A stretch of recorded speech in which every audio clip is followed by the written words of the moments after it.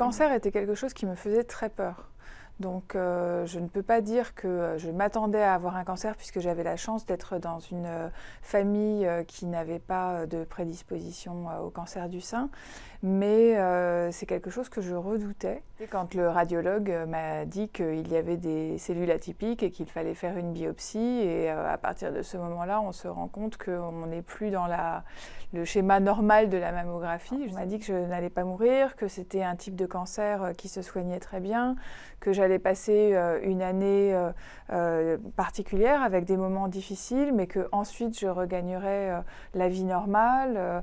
Et donc je ne me sentais pas trop en danger. Ça n'était pas aussi grave que l'image que je me faisais du cancer.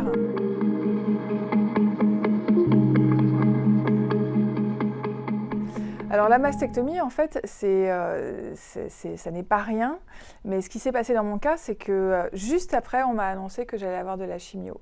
Et en fait, la chimio, c'est d'une telle violence que j'ai mis dans un coin de ma tête l'ablation du sein. Ça n'est que des mois après, quand j'ai été complètement guérie et sortie des traitements lourds, que j'ai décidé, vraiment quand même pas mal de temps après, de ne plus porter de prothèse externe parce que j'avais une petite poitrine et je me sentais mieux sans soutien-gorge, sans prothèse. Et là, j'ai dû apprendre à vivre avec vraiment une poitrine à moitié plate comme un garçon et à moitié bombée puisque je suis une femme et qu'il me reste un sein. Et en fait, c'est là que s'est passé le deuil de ce sein.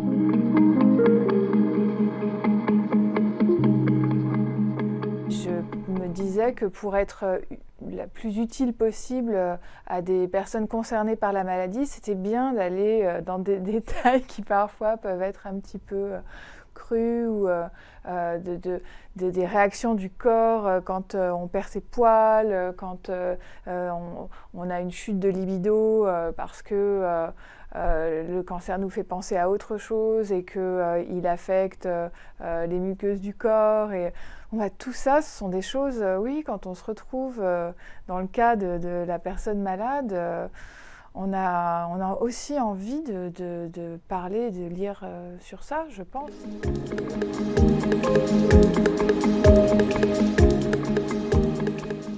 Oui, le dépistage peut faire peur.